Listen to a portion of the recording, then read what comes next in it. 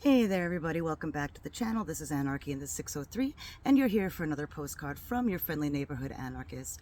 Absolutely nobody's favorite, D-tier production quality, ill-prepared, lightly edited, slightly unscripted dispatch from wherever I am to wherever you're sitting right now. I've tried recording and re-recording this video a bunch over the last few days, fighting through a late spring horrible weather wave hasn't been helpful with my Ehlers-Danlos syndrome and fibromyalgia. It adds to the brain fog and crippling depression, but I'm going to try to push through. One of the things that I've been doing lately has been really closely following the Diddy case, and I wanted to talk about it a bit. From the beginning, the case captured my attention because as a trauma survivor myself of horrible CSA, SA, physical, psychological, schmexual, the whole 9 yards, everything you could possibly think of that could happen to a young child into her young adolescence happened to me, and I am very lucky to have survived. And you know, the rumors had been circulating around Diddy for years, and then, of course, the video with Cassie at the Intercontinental Hotel where he was in his towel absolutely beating the brakes off of her came out. Her civil case, which eventually led to these federal charges. Like, when the raid happened on his property, all I was seeing was headline after headline after headline, thousands of bottles of baby oil and this, that, and the other, you know. Like, everyone was following every salacious detail and damning him in the court of public opinion immediately, which, I mean, you know, everything that he's being accused of right now is all alleged. Although let us not forget that his own defense team in court is not alleging that he didn't do any of this horrible stuff to Cassie. They're not saying that the freak-offs didn't happen. They're not saying that he wasn't the one who proposed them first. They're not saying any of that. They're just trying to say that she is also complicit. And clearly a lot of you assholes are falling for it.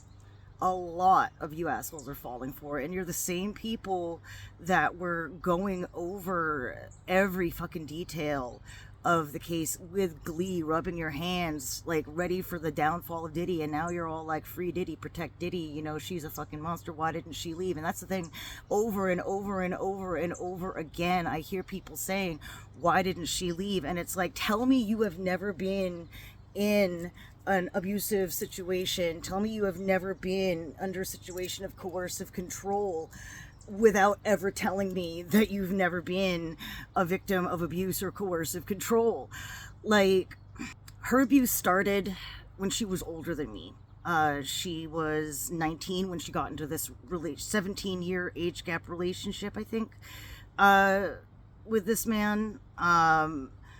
And again, he had an immense amount of power and control. He signed her to his label after she had her first big hit song, to a 10-album contract that she could not get out of. Then, of course, he starts holding that contract over her head, where she's recording hundreds of songs, as she alleges, that would never get released, and holding this romantic relationship with her as well. And you ask, why didn't she leave? And, like, painting her as the monster here, you are overlooking everything. Have you even read any of the reams of texts that have been put up in court? I doubt that you have. Over and over again, I see in those texts the same patterns that happen in every classic situation of abuse, where she is saying, I want to treat you like a king. I want to be your one and only. I want to be your everything, but I cannot ever do anything right. It's always the blame is falling on her. The blame is falling on her. And I think a lot of you are missing one of the big dynamics in coercive control, where what she experienced and what I experienced are different apartments in the same building. And one of my mutuals, Daniela Mestenek, she's goes by Knitting Cult Lady here on YouTube. She's a cult scholar who was literally raised in one of the worst cults out there, the Children of God. If you have never heard of them, look them up. And she did manage to get out and became a Harvard-educated cult expert. One of the arguments that she stands on is that big cults, religious cults, tiny fringe cults, doesn't matter. Any cult, when you really look at them, the same dynamics can be seen playing out in abusive families and intimate partner and domestic violence relationships. And I grew up in an abusive family dynamic. Like I've mentioned, my abuse started when I was 3. But truly intensified. The worst of it was through when I was 6 until I was 12. That's when the horrible CSA ended, but the CA, the child abuse and psychological and physical, did not end until I got out of there as a young adult.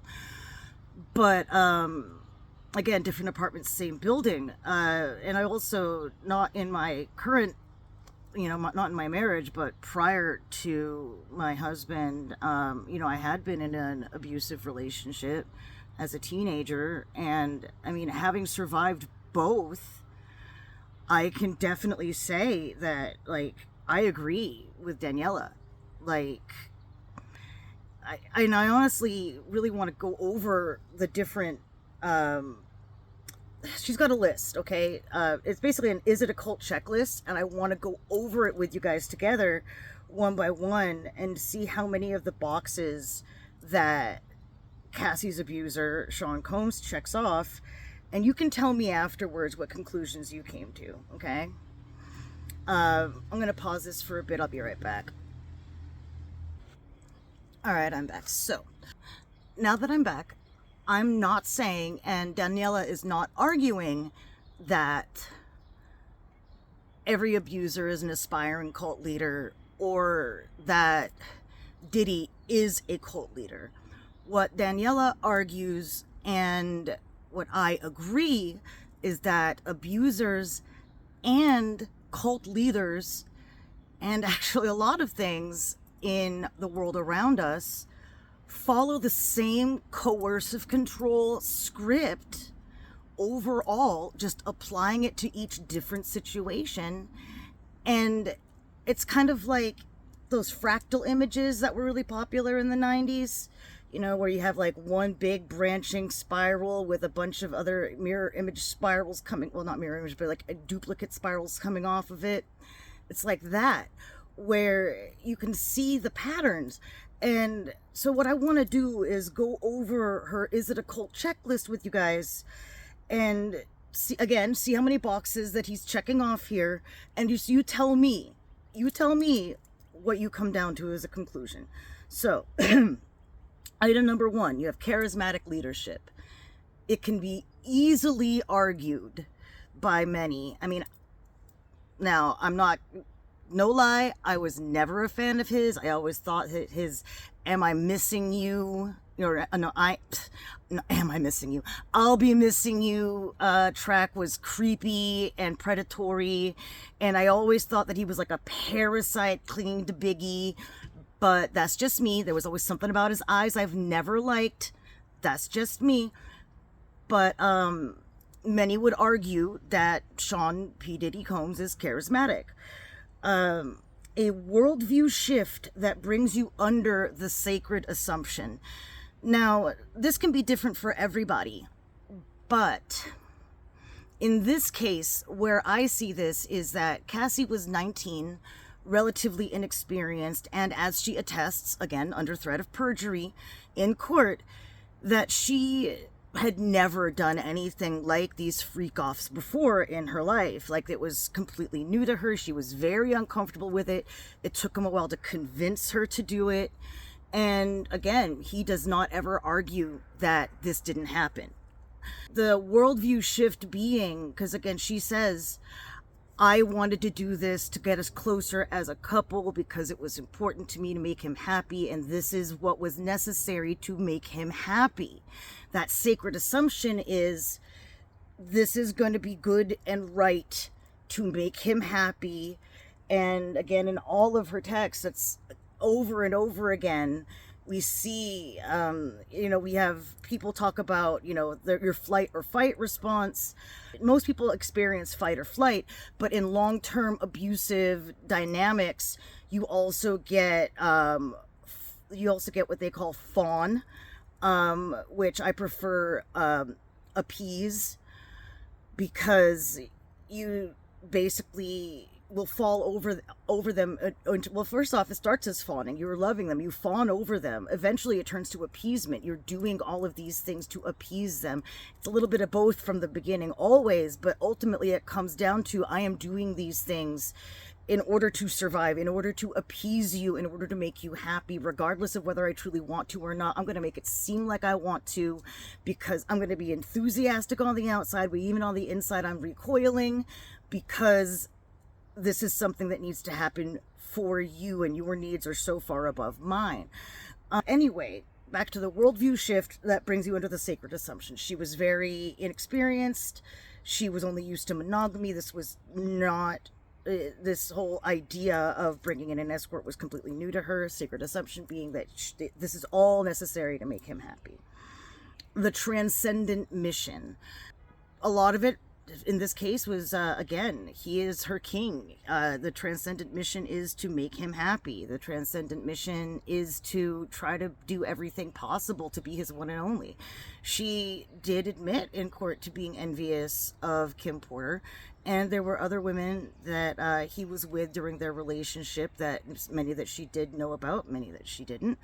And again, that transcendent mission, make him happy, try to make him be the number one. Maybe someday he is going to love me. And that's another thing that they do, is that abusive people, coercive control dynamics, they weaponize intermittent reinforcement. They weaponize intermittent attachment. They will give you everything you want 1 minute and then take it away, or give it to you conditionally, and the conditions get higher every time.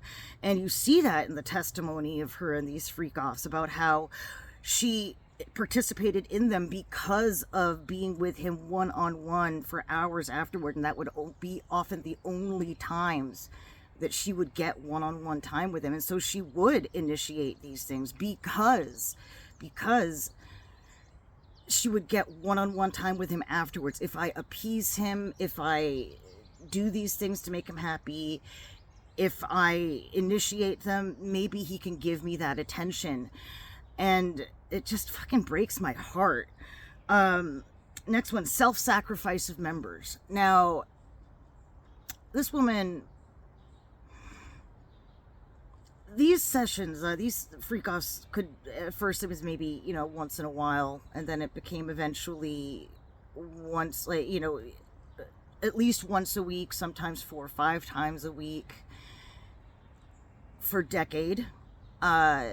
Every one would consist of several, vignettes, where there were, at least 4 phases, each phase consisting of a session, each session being the escort finishing, and then moving on to the next thing. But Diddy could revoke, we got to go back to the beginning, or we got to go back to stage 2 at any point.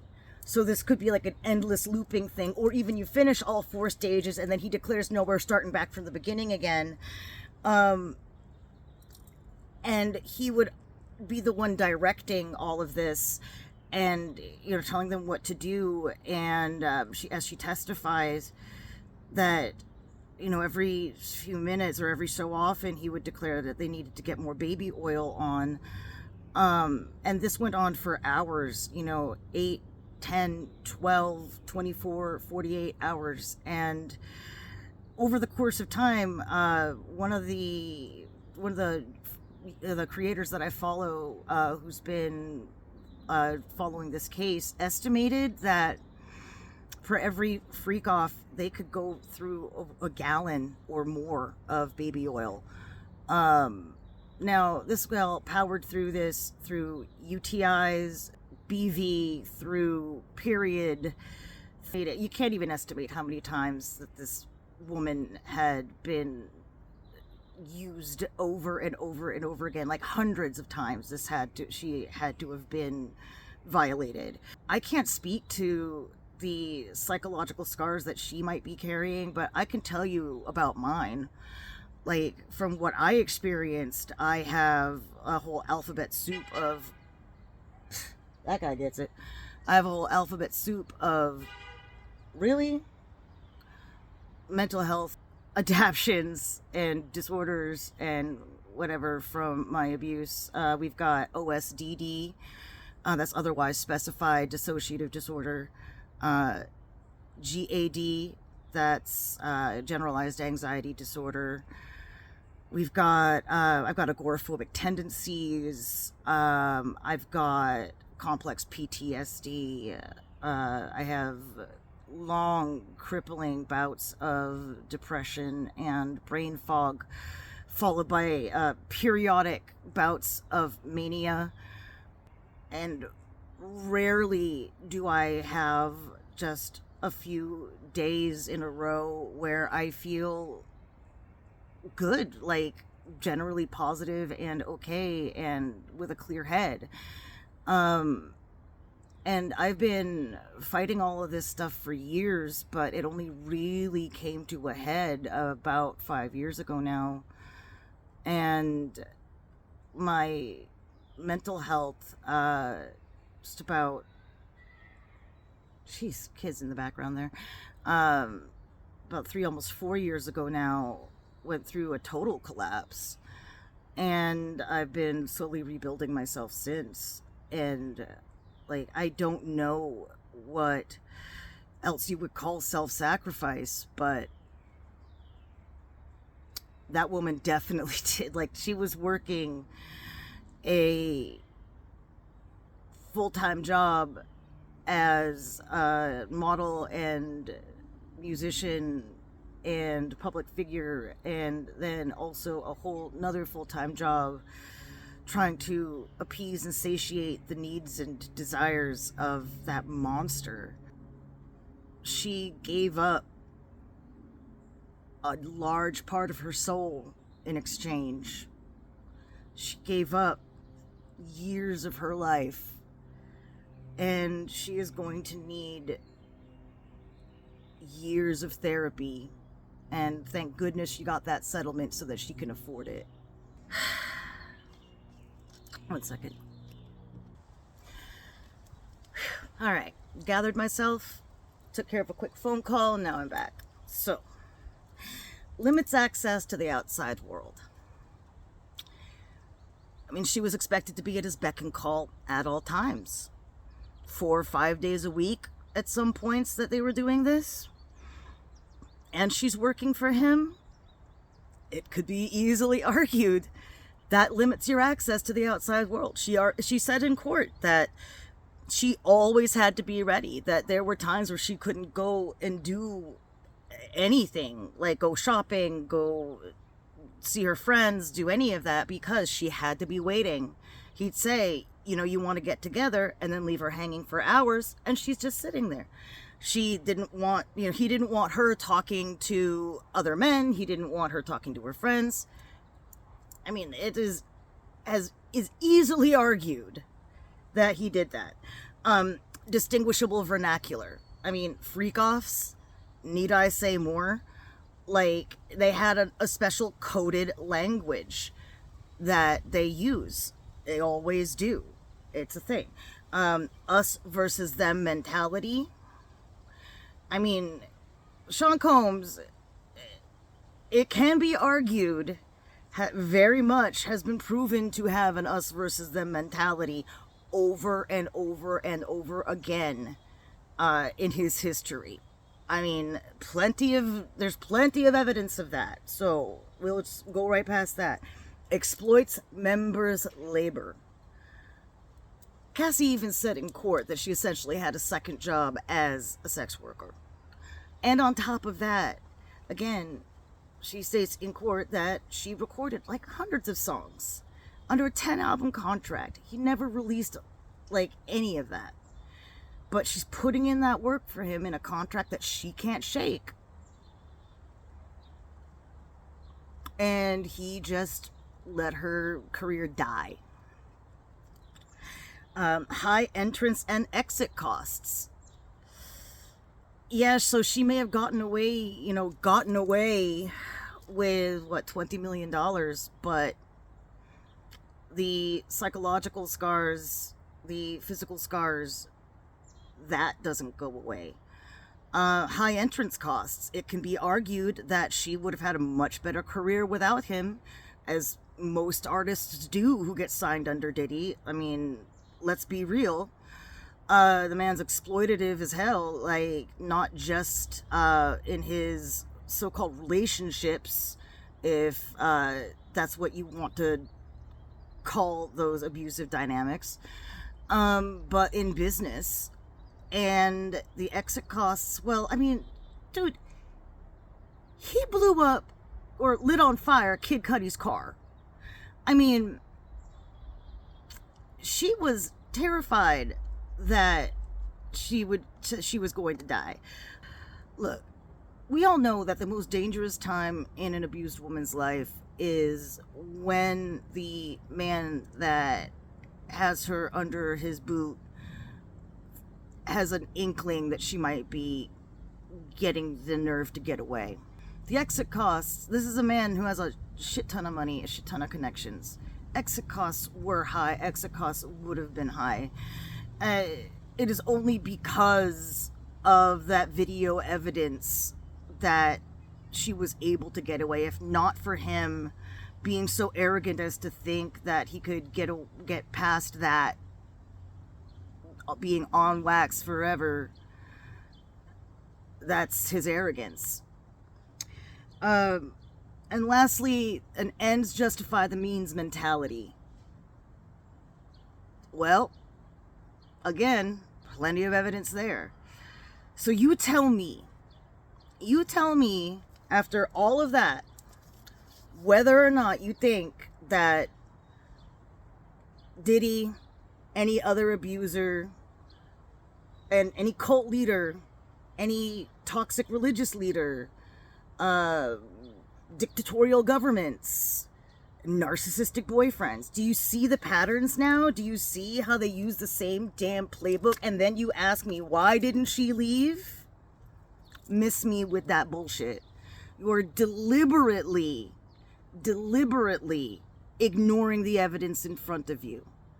I mean, in the end, honestly, just tell me that you hate women. Just fucking be real about it and just say it out loud. You hate women, and you only got all like juiced up about the nasty details initially because it proved exactly, in your mind, like all these rumors, it was salacious, it was juicy, and now you feel justified in hating her because she did what she had to do to survive. Fuck you. Fuck your misogyny. And hopefully today maybe you learned something. He's not unique. It could be said that it is only unique in that he was caught so brazenly. He's not even unique in the fact that he has that much money. I mean, look at Jeffrey Epstein. Hell, look at our current president, who was adjudicated for rape in a civil court. And look at the dynamics that he uses. Go over that list again. Look at the parallels. He's not unique. This is nothing new. And if you think that she had anything to blame in this, again, with all that evidence right in front of you, if you still think that, just just say out loud that you hate women and we can move on. Anyway, that's about all I have in me for that today. I'm going to take some time to edit this video before my phone dies. And hopefully we got some better weather coming. Because, 45 degrees, 50 degrees in the middle of late May is bullshit, absolute bullshit. And I protest. But anyway, you take care, neighbors. Stay safe out there. And I'll keep an eye out for you.